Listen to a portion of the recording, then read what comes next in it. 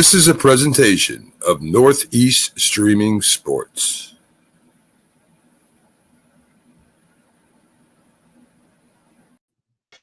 Good morning, everybody, and welcome to the Wednesday edition of the Mac and Jack Show. I am definitely not Mac. I am the Philly sports guy, Jamie, filling in for Mac. And, of course, we have Hall of Fame boxing writer Jack Hirsch with me today. How are you, Jack? Good morning. Hey, good.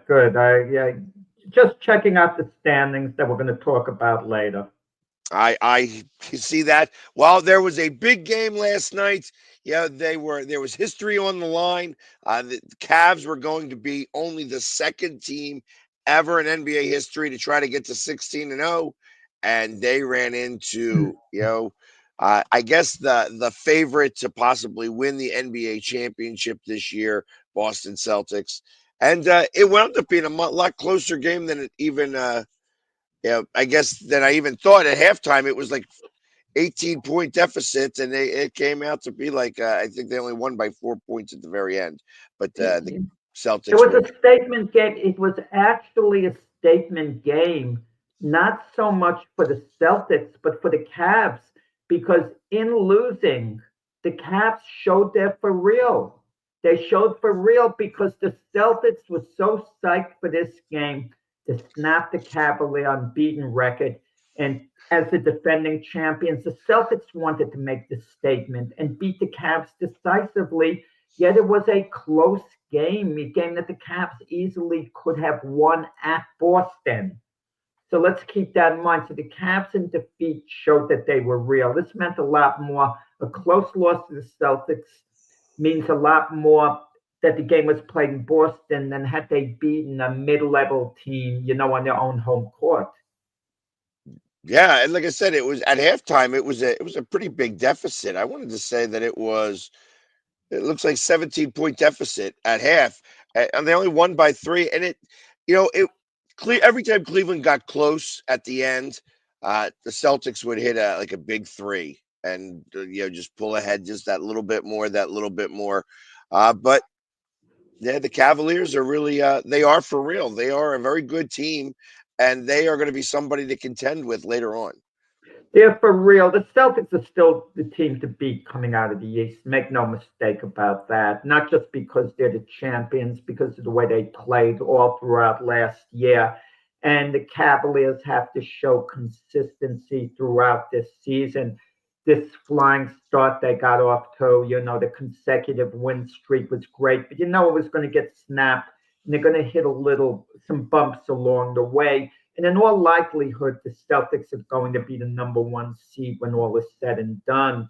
But the question is the Cavs' meltdown in the playoffs, which has really hurt them in the past. Is that going to continue this year? Are they going to be, in the Eastern Finals against the Celtics and in position to win that? Are they going to get beaten by a team like the Knicks come playoff time, or the Orlando Magic upsetting them playoff time? We're going to see. This consecutive win streak at the beginning of the season was a lot of fun for the Cavs franchise. It means a lot to them. But going forward, it won't mean anything unless there's some success in the playoffs. And they have to, at the very least, get to the Eastern Finals, in all probability against the Celtics. That's bare minimum. I agree. And who knows? Let's see if they'd be able to keep it up. Obviously, the first 16 games and they're number 1 in the East. If you get that number 1 seed against the Celtics, it's not unrealistic to think that you guys could, or that they could keep this going all season long and have the number 1 seed. And if it was to go to a playoffs, at least they would have home court advantage against them. But they played pretty well in Boston. So I guess there's something to think about that. And the only thing I mentioned, it was a whole bunch of group play last night for this NBA Cup. It's, all it is showing off different courts. But, my buddy, Russell Westbrook, is the first player ever to have 200 career triple doubles. So congratulations. Yeah. Russell Westbrook, I have mixed feelings on him. Congratulations to Russell Westbrook. It's a nice accomplishment, and Denver did win the game yesterday. Russell Westbrook was a star at OKC. It's easy to forget him and Kevin Durant were like neck and neck as far as who was the best player on that team at the time. That was the perception. Right. Later, we would learn that Kevin Durant was the far better player when Kevin Durant left to go to OKC, and Russell Westbrook's star kind of faded at OKC. And Russell Westbrook basically has kicked around the league to Yeah. several teams. Now he's in Denver, and basically his main value is he could come off the bench and give a team a major spark. Start him if you want. He can put up some nice numbers, but his game doesn't necessarily translate into winning. There's something about him. It kind of reminds me what Wilt Chamberlain once said about himself. He said, "My individual skills are too powerful for the team concept." And maybe that's the case with Russell Westbrook to a lesser degree. He's like a locomotive, the way he plays. And listen, congratulations to him. Good accomplishment. When you think of the term triple double, you think of Russell Westbrook. I think personally, triple double is an overrated stat. The 10 rebounds are great.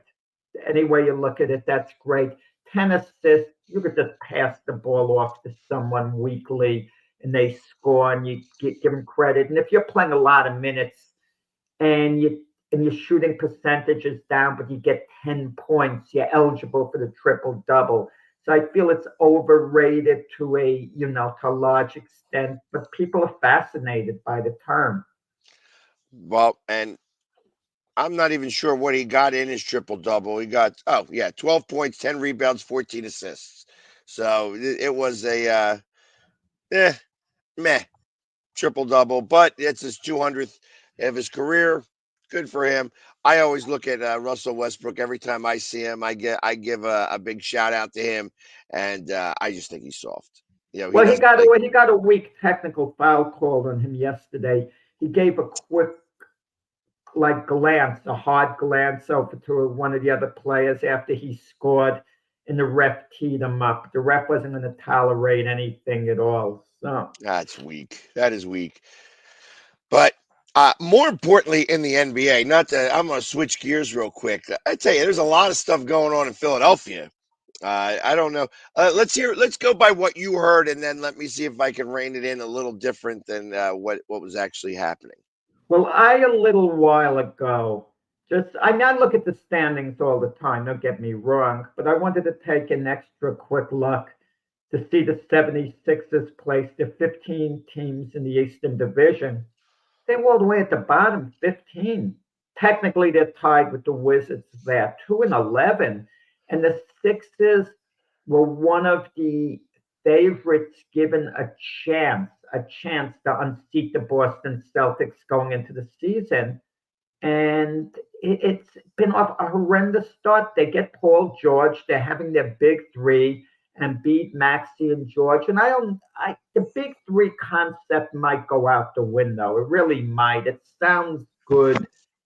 Like every team wants a big three. And I understand traditionally you could point to a lot of great teams in the past who had a big three and it worked. I could also point to a lot of teams that it didn't work for. But the Sixers big three, it can't work without Joel Embiid being at the top of his game. And that's what seems to be the drama in Philadelphia.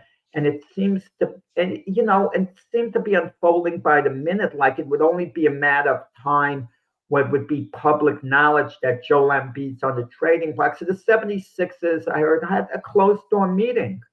They called one another out. Reportedly, Maxey was the leader there, showed great leadership skills, and everyone was pointing to one another, and the coaching staff was part of it. It was a sit-down, and those things could be good. And Joel Embiid got criticized. And reportedly, he didn't take it badly, but Joel Embiid pointed out things with the coaching staff. He doesn't know what's going on part of the time. And I can't question him on that not going on. Sometimes players just don't understand what coaches are doing, but it's Joel Embiid's job as the best player on that team, the biggest force, at some point have gone to the coaching staff. Let me sit down with you guys, the head coach, the assistants. I don't understand this. Let me work it out. It seemed until this meeting, Joel Embiid was indifferent. Indifferent, like he was a little detached, is the word.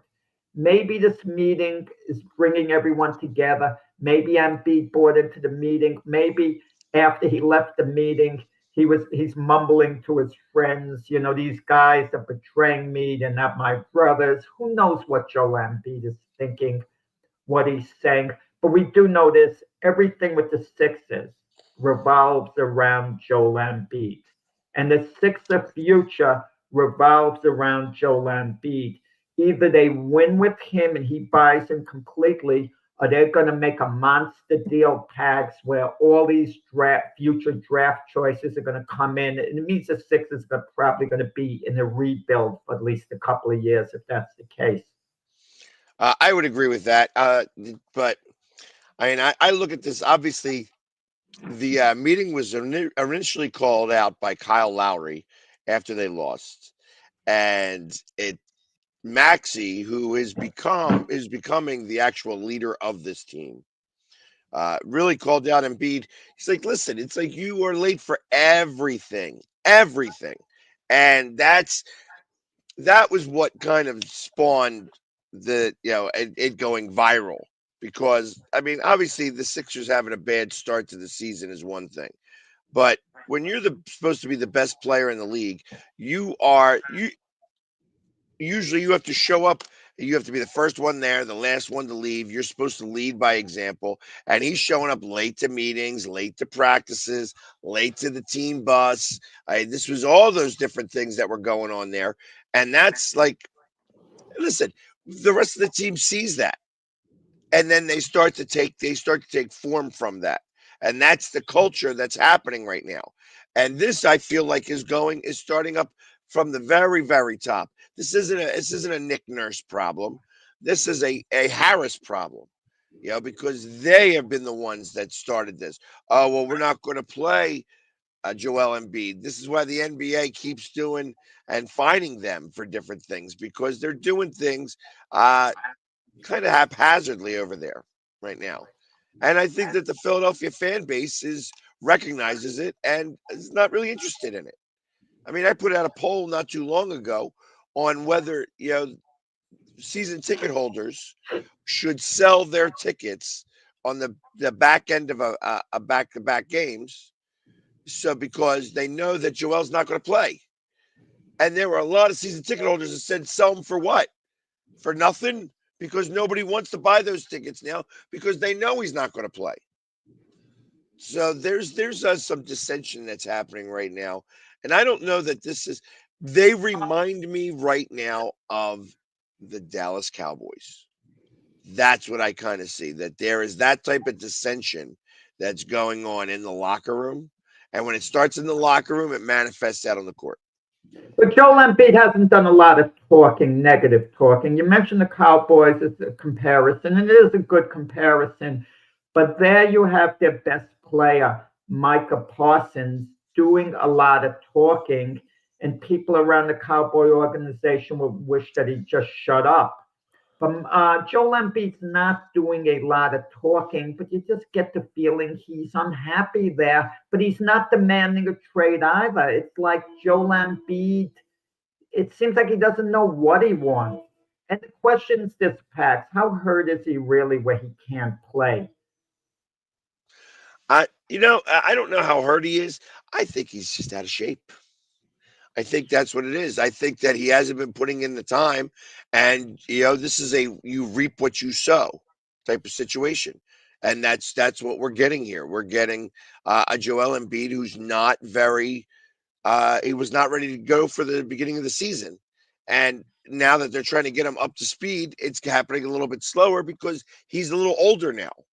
It's like I think that his bad habits outweigh his exercise routine, and that's why he's not scoring any points. I mean, what, he had 11 points, I think, uh, in the first half of last game.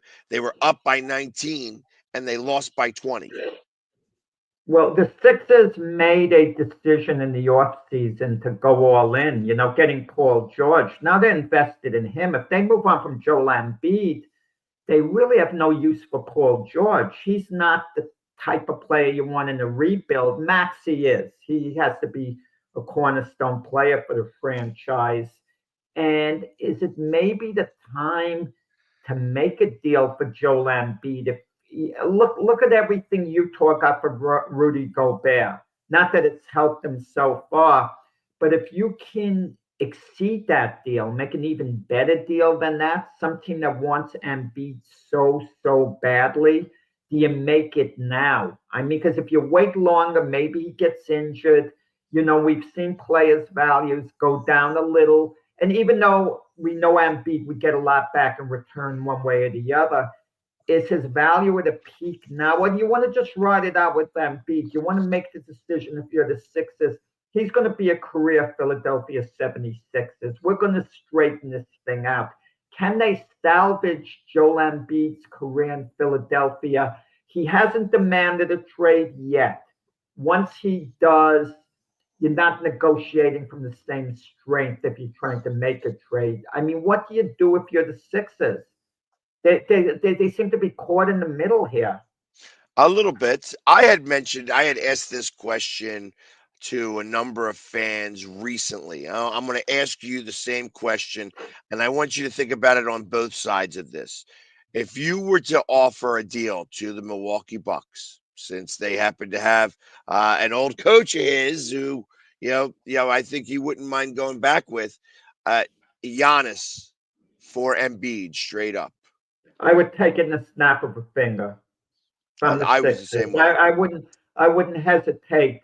I would I'd be sure, Doc Rivers wouldn't have time to sit down and eat lunch. Let's get this done already. Right But now, does Doc Rivers have the authority to make that deal in no, I think that Milwaukee? they have a GM, but I'm looking at it on Milwaukee's side. Would Milwaukee make Milwaukee's that deal? struggling. Would they make that deal? Was he that close, Embiid, with Doc Rivers when Doc coached Philadelphia to want to go there? That's a question too. And then wait, and a bigger question: does Embiid doesn't have a no trade? If they want to trade him, he's got to go. He's not going to retire.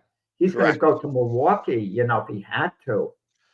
Correct. There is no trade And I'm clause. not sure the contract status of both guys, to when they could become free agents. Because if Giannis comes to Philadelphia, and he can be a free agent in a year, let's say, and I believe that might be the case.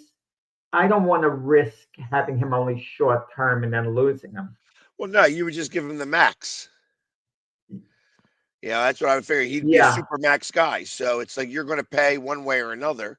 I mean, you still got, I think, 4 years left on Embiid's deal, super max. So you're going to wind up doing a super max anyways. I mean, that's that. Giannis is that type of player. I just think that I would have done that trade this year, saying, okay, that you have Giannis who's a little chirpy right now. He keeps talking about how that Milwaukee's the coach is bad, that the organization doesn't know what they're doing. I'm ready to get out of here because of this. And you have Embiid who's showing up late, not doing the things he's supposed to do. The process looks over is the problem. I And mean, there are a number of deals that you can make. For example, I don't think the Lakers, even though they would be intrigued, would trade Anthony Davis for Joel Embiid. I'm not saying Davis is better. I'm no, just saying the chemistry and everything involved. But there has to be one team out there that would pull the trigger on a big deal. I mean, you never know. There could be a team like the Toronto Raptors will include Scotty Barnes in the deal, in a couple of number ones. But if Embiid's going to be traded, you either have to get a large pile of number one draft choices, where you could pick for years, or if you only get one or two draft choices, you've got to get a dynamic young player. When I say dynamic, a player that's going to be with you for years, who the Sixers passed on, someone like Mikal Bridges, in the Nets, someone like him and a couple of number ones. Because a Mikal Bridges type is going to be a very good player for years. He won't be a Joel Embiid, but you'll have a very good player there. Something like that. I just don't see this Joel Embiid situation getting better. And I'm not talking about Joel Embiid so much attitude-wise with the Sixers. Yeah, I think they'll start winning.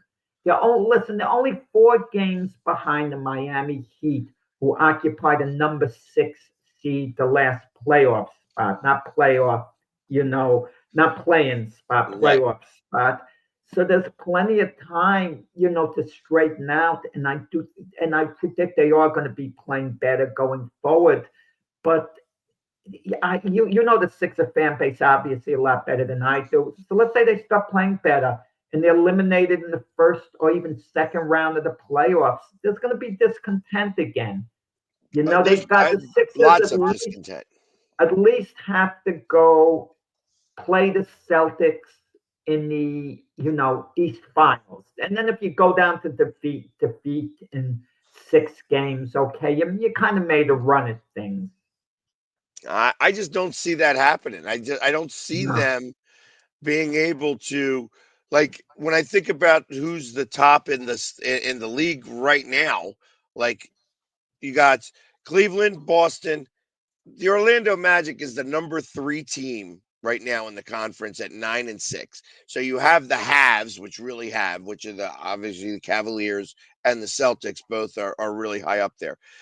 It's actually top heavy on the other side in the Western Conference, where you have the Warriors, the Thunder, even the Lakers right now are playing pretty well. I expect that to come back down to earth a little bit. The Houston Rockets are playing pretty well right now as well. All of them are like 10-3, 11-4, 10-4, 10-5.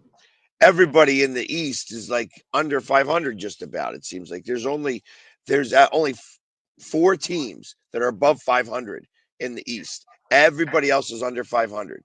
So 5th seed and 6th seed. Well, let me go a step further. Let's say Embiid was out for an extended period of time. The Sixers got Paul George to compete for championship. Between Maxey and George, 2 impact players, you would think the team would still, be playing a lot better than they have, even with Embiid out. And they need Embiid, obviously, to contend for a championship. I mean, and it's laughable to use that term the way they're playing right now. But think of what the Sixers did in the offseason when they made the Paul George deal. What were the expectations? The expectations were they would be in the mix. They would be in the mix. And they're so far out of it. That's what's alarming. It's not, 2-11. If they were 5-6 even, we'd say, okay, they're struggling a bit. They'll get it together, But once you have these sit-down meetings, this is going to be vital now going forward. How much Embiid is buying in? Is he going to change just temporarily? Is this going to be a new long-term thing? Is he going to be coming to practice in time? Is he going to be encouraging teammates? Is he considered any type of a leader? That's the question. Some guys are leaders, some guys aren't. And you get the feeling with Embiid, he's a leader when he wants to be. And you can't be a leader when you want to be. You've got to be a leader all the time. Otherwise, you lose the other guys. Well, I think that he goes by the thing that there's no I in team, but there's definitely M-E. Me. And that's what is showing when he doesn't show up for practice on time, doesn't show up for the meetings on time. He's showing up late for everything, i.e. like the bus, coming in on game day. Like, it's all these things he's being very lackadaisical about, and that's the problem. You cannot be lackadaisical when you're trying to be on a team and you're trying to show a team philosophy, and that is trickling down to everybody. I mean, obviously, Maxey's been out, so this team hasn't even played together as a full team yet, Yeah. and that's part of the problem. And I had the problem with Paul George. Like, listen, Paul George hasn't won anything at all.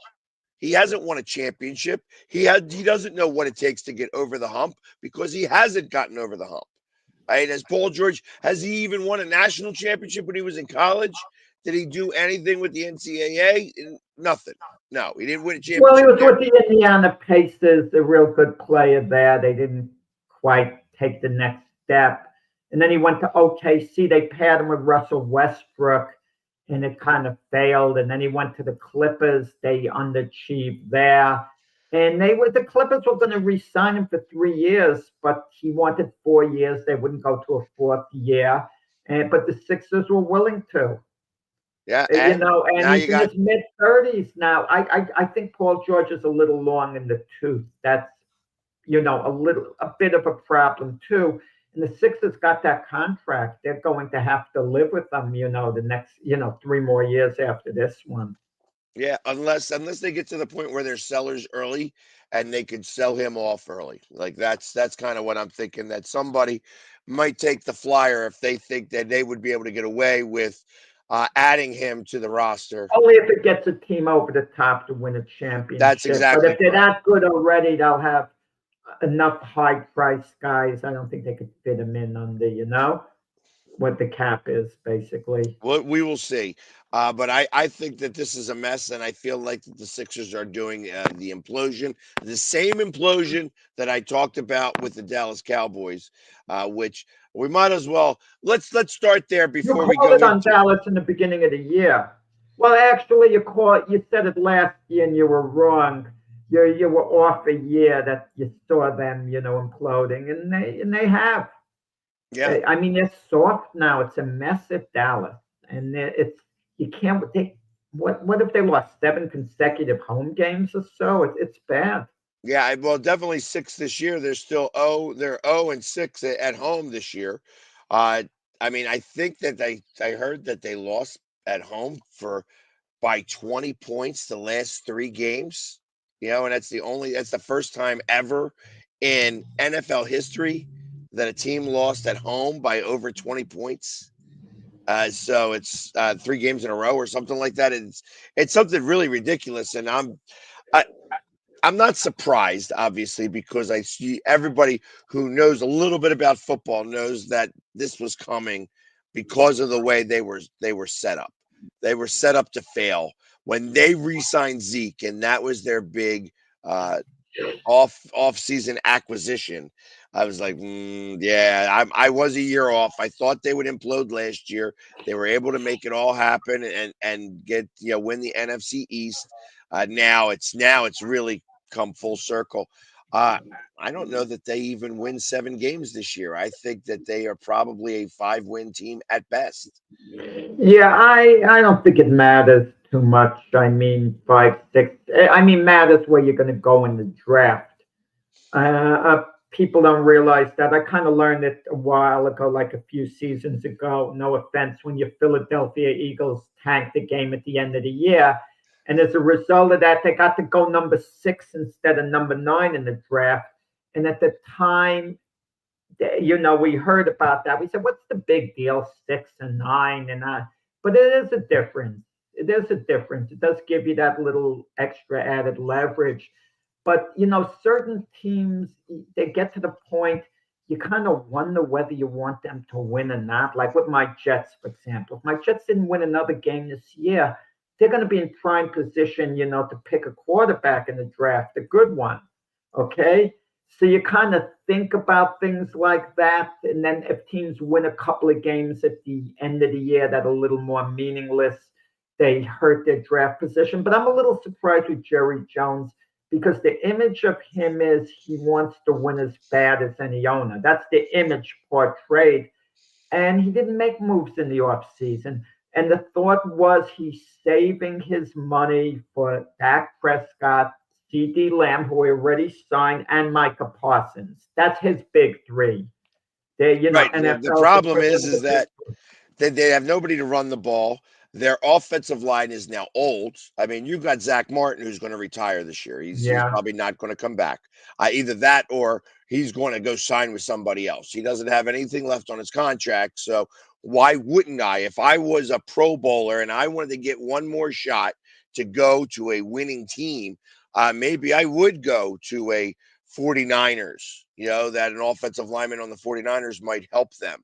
I maybe a Green Bay, where again an offensive lineman if they had better offensive linemen, Green Bay would probably have a little bit better record than they do. There's lots of different ways. Going with your Jets, though, I mean, obviously there was the firing yesterday of Joe Douglas, and unfortunately you saw it coming. Like there was just that you couldn't keep doing things and thinking that they're going to change. Now, I gotta imagine they have somebody interim in there. They don't have somebody specific ready to take over Well, his Woody spot. Johnson reportedly wants to give his future GM maybe a head start with the team. There was a report that came out today that Woody Johnson, and I find this hard to believe in a way, he wanted to move on from Aaron Rodgers and said put in Tyrod Taylor, which would have been a fiasco. Tyrod Taylor is a career backup. When I say fiasco, I mean Tyrod Taylor wouldn't have done worse than what Aaron Rodgers has done. Maybe he would have been somewhat similar. But Woody Johnson has been more involved than ever. All Joe Douglas can do is set the team up, pick the players. And the only thing that Joe Douglas did wrong, and this is a very big one, he whiffed on the number 2 overall pick in the draft, taking Zach Wilson.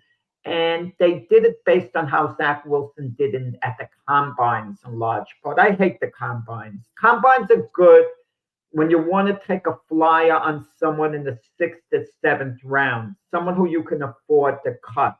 But when you're picking the number 2 overall pick in the draft, study the darn game film. Don't see his vertical jump, what he can do, how athletic he is at the combines.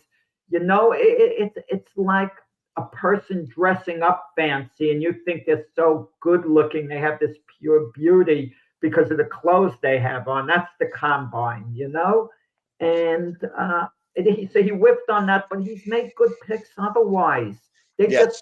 if you know what it is, Pags, it's a question.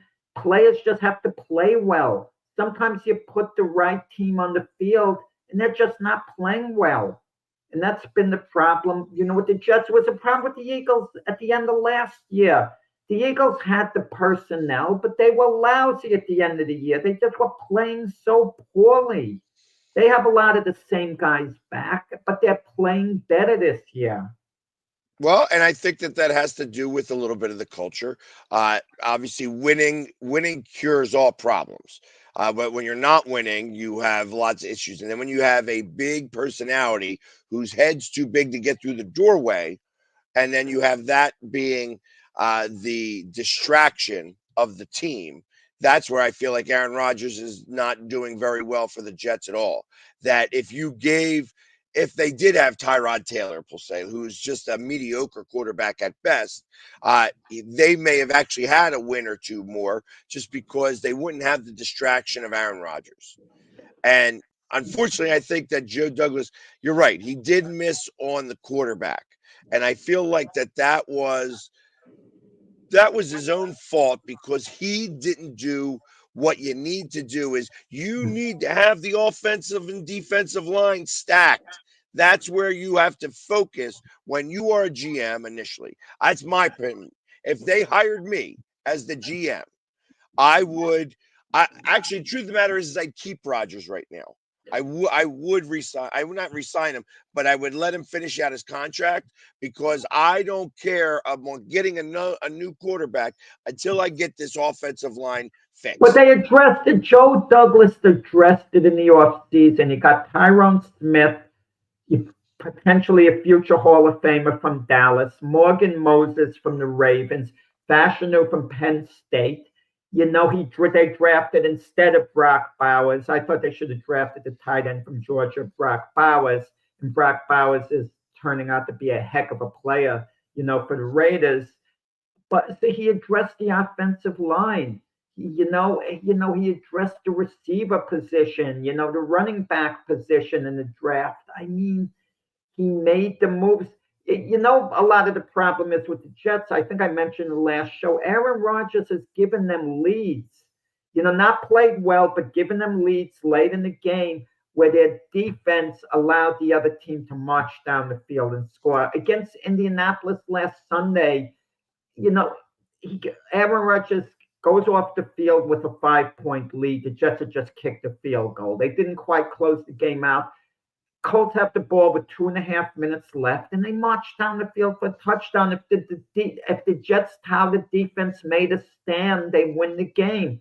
Same thing happened against New England. Aaron Rodgers didn't play well, all in all, but he gave the Jets a lead, got a touchdown late in the game. And New England responds on their last drive of the game with a TD to win. That's what's been going on this year. Their defense hasn't closed games out. And Aaron Rodgers hasn't been good, all in all. Let's be honest about it. But the Jets should have won an additional 2-3 games, which maybe would have had them somewhat in the mix still this year. But I know what you're saying with the quarterback. Stick with Aaron Rodgers, move on from him. You move on from him if you want to change the culture completely. But if you're changing the culture, you're rebuilding in that sense. I don't know how Aaron Rodgers' teammates feel about him. It'll come out if he leaves the Jets. It'll come out. I just don't know, what they really think of him. There's a perception about Aaron Rodgers. Oh, he got the coach fired. He did this. He did that. He's been difficult for coaches to deal with because Aaron Rodgers has his own way of doing things. But when he was difficult, he was such a superstar. You could get away with being difficult when you're a superstar, but when you're the Aaron Rodgers you are now, he's just another guy right now. And you bring in a new coach, you keep Aaron Rodgers. The bottom line, he's 41. This will be 3 years in a row. He hasn't been the Aaron Rodgers of old. Right. So I don't know. But you don't pick quarterbacks out of trees, Pags. Where are you going to get a quarterback? Don't just say, get me another quarterback. Well, I mean, I think that there's a couple of possibilities that are out there. Could you bring back Darnold? Donald? No? No, I don't think so. Donald has to be in the right situation to succeed. I thought he'd have a good year this year. I thought he was in an excellent situation with Kevin O'Connell at Minnesota. I predicted he'd have a good year, and he's having a type year I thought he'd have. He's in the right situation. Throw him into the mix with the Jets and have him become a difference maker, and no, that's not a good spot for him. So that means you're going to go to the draft because there's nobody really out there right now that's going to be somebody who's eye-opening. Somebody you're going to be able to say, like, except maybe if you went with, Cousins. Cousins might be available. Well, you know who might be? No, I don't think Cousins is available. If Atlanta makes the playoffs, which they're probably going to win their division because it's a weak division. And I think Cousins is guaranteed 2 years of money. And then the third year is kind of vague what they have to pay him. I think and then they have Michael Penix is, ready at some point to take over as the quarterback. Let's see what Atlanta does the rest of the way. You know who might be available when the Jets pick? A guy like a Quinn Ewers. But if you're bringing Rodgers back and you're drafting a quarterback, that means Rodgers knows he's on the clock. And he's got to know he's on the clock anyways. I mean, realistically, I got to imagine that if he doesn't come back to the Jets, there's two places I think he's possible to go. One place is Minnesota, because I think Minnesota will have a very similar situation. J.J. McCarthy, they won. I understand, but he's hurt this year and he's out for the season. I got to imagine that they may want to have some of that protection next year as well. The other place is to Pat McAfee's show. I think. I think that's really where he's going to wind up. I think Aaron Rodgers is going to be the next guy at the Pat McAfee show. Well, you assume if he still wants to play football, I would think Aaron Rodgers wouldn't want to leave the Jets because this is going to be part of his legacy, Pags. If he leaves, we're going to look back on him being a failure with the Jets. He's going to be looked at upon being a failed experiment, how it didn't work out. And people remember stuff like that. He doesn't want it to be part of his legacy. He kind of is probably going to think, I want to get this right. We could come back next year. We can win. We could do this. We could do that. But Aaron Rodgers would have to understand, whoever the new coach is, the new coach can't bow down to him. He's got to adjust to the new coach. The new coach can't start adjusting to Aaron Rodgers. Rodgers can't bring in his own people. He's going to have to be told what he has to do. I mean, they'll adjust to Aaron Rodgers' style of play. I don't mean that, but his personality can't be so big, like bringing in the guys like he did from Green Bay before. They can't be doing things to accommodate him per se.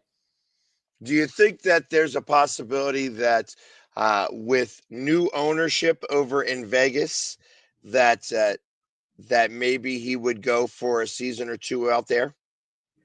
Not unless he thinks they can win, they have a shot at going to the Super Bowl.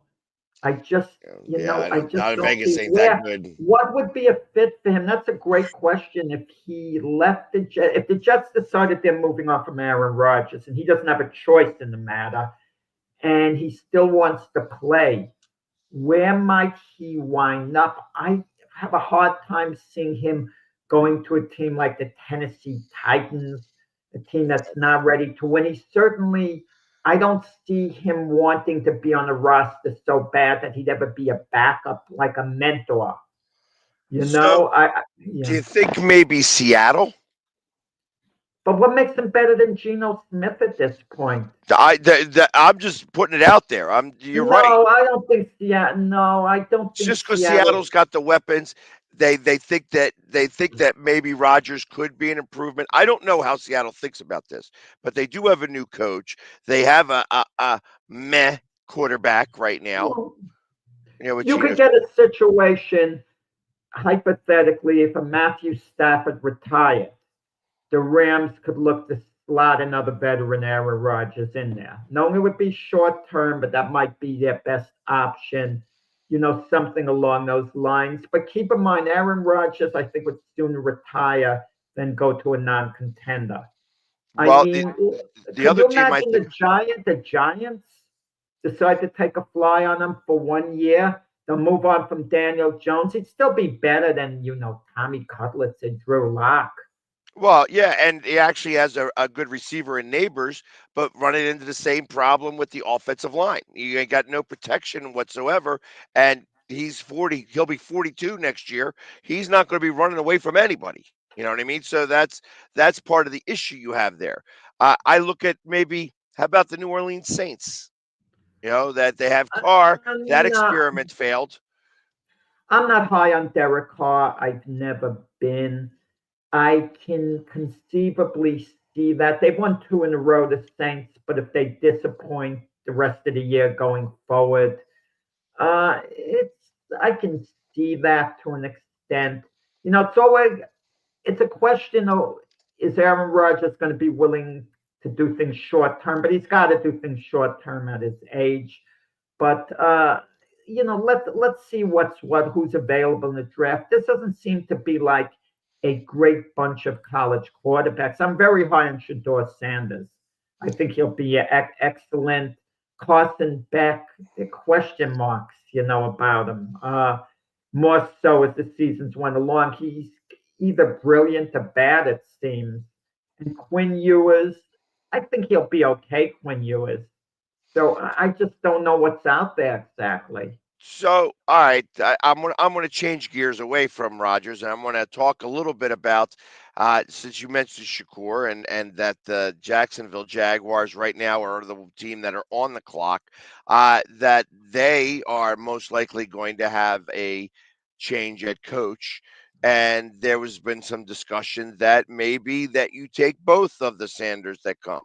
That Jacksonville is close to Jackson State. You know what I mean? Where you can maybe Hmm. have him come back home and have father and son be coach and quarterback uh, in Jacksonville. Thoughts? Wow, wow, wow. I didn't hear that one. That is intriguing. If Jacksonville had the number one overall pick in the draft, I mean, Doug Peterson will be gone at the end of the year. They could sit down with Deion Sanders and say, look, we're drafting Shador, your son, number one. You decide what we do with Trevor Lawrence. And Dion is so out of the, and I mean this as a compliment, out of the loop at times in a good way, that he might decide, Shador, you're going to back him up the first year. You're going to get NFL experience. And Trevor Lawrence plays next year. He's getting paid so much money. What do you do with Trevor Lawrence? Some teams would be interested in Trevor Lawrence being their starter, but the amount of money he's getting paid.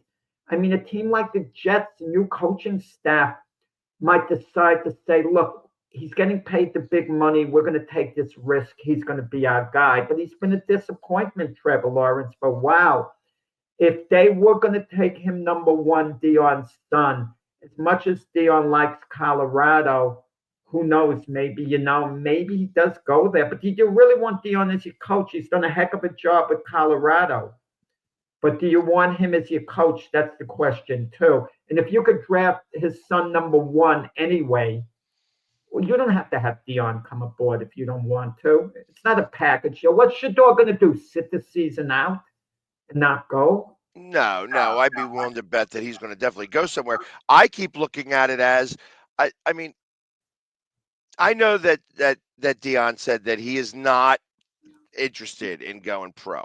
That it's a different game than the college game, and that he likes kind of doing what he's doing right now.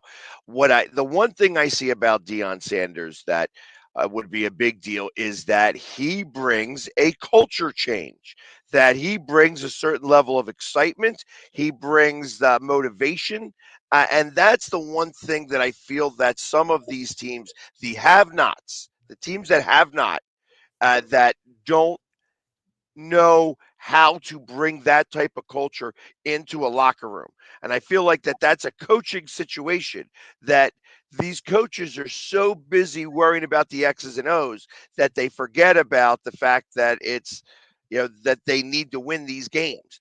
And somebody told me this, and I think it was a player that told me this really recently. They said, an offensive coordinator's job is to score as many points as they can. The defensive coordinator's job is to have the other team score as little as possible. And the head coach's job is to win the game. That's everybody's job. Offensive coordinator score, defensive coordinator hold them not from scoring, and then the head coach to win the game. And I feel like these head coaches are dual head coaches now. Most of these, you have offensive coordinator, head coach, and they are running the offense. They're not offensive coordinators. They're head coaches that are playing offensive coordinator too. And when you put that on a head coach, it's too much for them. They don't see the big picture. That's why I feel that. Let's look at Pittsburgh. Yeah, the coach of Pittsburgh has never had a losing season. Tomlin, yeah. Yeah, because he has been the head coach of that team, and that he's led. Obviously, he's had a say on defense. He's had maybe minimal say on offense, but he has been the head coach. He has been the one who has set the culture of that team and let the administrators, i.e., the coordinators, do their job. I think that there's very few places that actually do that in the NFL. And I think that up until last year, I think that the 49ers were one of those teams. I think that Andy Reid knows how to do it in terms of being the offensive coordinator and the head coach, because he's been doing it for so long. But he also has a quarterback who can make those types of decisions on the fly for him. And that's the other part of that when a head coach needs the help. I mean, if he didn't have Patrick Mahomes, he may not still have won a Super Bowl, because his time management still stinks, because he doesn't know. Yeah, I think it's a little more than all that, Pag. Obviously, winning is the main thing, but I think to certain owners, and understandably so, it's your brand, what you put out there. You want your team to be considered very relevant. Take the New England Patriots, for example. They're one of the dullest teams in the league this year, not in the way they play. If you are looking at the schedule and say, oh, who's playing on Thursday night football? It's the New England Patriots.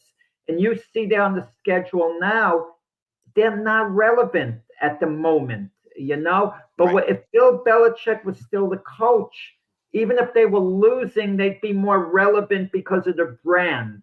Because Bill Belichick would have, he increases the brand just like Jerry Jones kind of increases the cowboy brand. Like him or hate him, if there was another owner, a quiet behind the scenes owner, the brand wouldn't be as strong. Certain NFL franchises who've been around a long, long time, traditional franchises, even like the Giants, they're always going to be a brand, even though they're kind of like boring. Aaron Rodgers raised the Jets brand. Oh, Aaron Rodgers and the New York Jets are playing. But the Jacksonville Jaguars, I mean, they could become irrelevant very quick. They are kind of that way right now. I shouldn't say that they're not. Jim Harper raises the brand of the Chargers, not just winning. The idea he's there. They make a big splash. Well, and I hear that. I mean, obviously, what you mentioned all AFC teams right there, and it's the AFC. Okay. And the AFC, it's funny because obviously there's haves and have-nots. It's like there's again, that's one of those things where when you look at the whole playoff picture over there on the AFC side, it's like there's so many teams that have above 500 records, and everybody else stinks. Like the seventh team is right now under 500. So it's interesting how uh, this carousel of coaches has been going on now for a little while, and the teams that are winning are the teams that have, I mean, thinking about it right now, Nick has been in the league for 4 years. He's now one of the senior head coaches, and I'm talking Nick Sirianni. He's one of the senior head coaches in the league because there's been so much turnover. And I think that has a little bit to do with it. It's like what have you done for me lately? And it's so much that you don't have any type of real continuity. Whoever is going to be the GM of the Jets, I would feel that you need to bring in a coach and tell him, listen, you have 3 years that you won't get fired. I'm not going to fire you. We're going to give you 3 years of an opportunity. And after that 3 years, we'll decide you're going to have that fourth year option. We're going to give you that fourth year option so that if we need to get you your fourth year, we'll re-sign you then for your fourth year and additional years. But we're going to build this team together right now and change the culture and the attitude of this entire organization. And that means Woody's got to get out of the way. That's because he can't. Woody hasn't really been not involved in the past, it seems. I mean, this year's name has come up like more and more, and I can understand him being fed up. Keep in mind, he retained the coaching staff from last year because Rogers got injured, so he gave the coaching staff a mulligan, the way they played. But this had to be the year, okay? Right. I don't mean they had to go to the Super Bowl necessarily, but the one loss record's abysmal. I mean, you're 3-8. Come on, and he can't take it anymore, basically, And when they lost, and he was an ambassador in England for the ambassador for the United States, and the Jets lost their game to the Vikings in England. They lost in front of Woody's people. That was the end of Robert Salah there, but. The Jets have got to make a little bit of a splash. I really like Brian Flores a lot, but I don't know whether I hire him. Anyone who puts up their petty lawsuits against, people in the NFL, the way Brian Flores did. But he's really a good defensive coach, one of the best out there. And he had success as a head coach at Miami. But these great coordinators, it doesn't always work out, when they become a head coach. Robert Salah, well-respected 49er defensive coordinator. And the Jet defense was good for a while. They've kind of slipped, but then they slipped a bit, especially this year. Yeah, they definitely aren't the Jets team of old. And this just goes back to like Douglas. I think that Douglas has chosen the right guys. They just haven't done well. And that's part of it. It's like when I think of the Jets have always had really good cornerbacks, and that's a cornerback factory. Actually, it seems like a lot of the good cornerbacks in the league go through New York. You like Revis, I all right, kind he of wound wonder up in a way with certain teams. Let's say you could start the season all over right now. Certain of the teams that aren't doing well, you wonder how much better they would do if they were given a mulligan on the season. Like they have a chance to make the playoffs and this and that. I mean, a team like the 49ers would be better, for example. Right. Well, yes, the 49ers, but the 49ers are now that they're tied to CMC, and that's reason why I think that they have not been doing very well. That once they lost CMC, they realized how much of the offense did run through him, and that even though they have a good running back who's taken his place, it doesn't take the place of CMC. You know what I No, mean? no, And that's Christian McCaffrey, yeah, yes, special player, yeah. and that's part of the issue. It's like so. Even though the whole thing with Trent Williams, the beginning of that season or the beginning of the season, or that their tackle who didn't want to, he wanted more money initially Yeah, because he was holdouts having yeah. and all that, and So I those think things all take part. all the teams have played their way into shape. You mentioned Nick Sirianni before. He's going to be a compelling story in the off season. If the Eagles lose in the NFC Championship game to the Lions, is Nick Sirianni very safe? Yes. Let's say the Eagles lose the first game in the playoffs, get upset, in the way the Cowboys were upset by the Packers, something similar to that. Is he safe? Can't answer that question. It'll depend on how bad that game really is. If it's like I said, it's you know that game. If it's a recreation of the Cowboys versus the Packers last year, if it's a recreation of what happened with them in Tampa last year, Well, I let's think the that Nick next is gone. one. If the Commanders beat the Eagles in the rematch and somehow catch them at the finish line, and the Eagles are wild card this year, and the Eagles lose the first game of the playoffs, Gone. Sirianni's gone. Gone. I would believe that he's gone. That they would start to look in a different direction. If they blow the division to the Commanders but win one playoff game. Well, what if No, no. Howie Roseman saved Nick Sirianni from Jeff Lurie? Does he have enough clout? Does Howie have enough? Is Howie in any danger by any chance if they fall? Zero Zero. danger. Does he have enough clout? If he wants Sirianni bad enough and he pleads his case to Jeff Lurie, is Jeff Lurie the type of owner that would eventually cave and say, "Look, Howie, this is on you. I'm not happy about him. He's your guy. I'll do it for you, but I'm not thrilled. I really want to move on from him." I think that he has to trust Howie. I mean, Howie is consistently been one of the better GMs in this league. Yeah, So I think outstanding.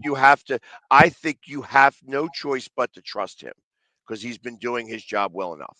And Joe that Douglas coming back to Philadelphia as an assistant GM to Howie or what? I that was the first place I thought of, is that how we could bring him in right now and say, you know what, Joe, take a couple of weeks off. You're going to be a senior advisor, and then we'll bring you back in. I mean, they won a Super Bowl together. Yeah, So there's reason to think that that's a possible landing spot for Joe Douglas.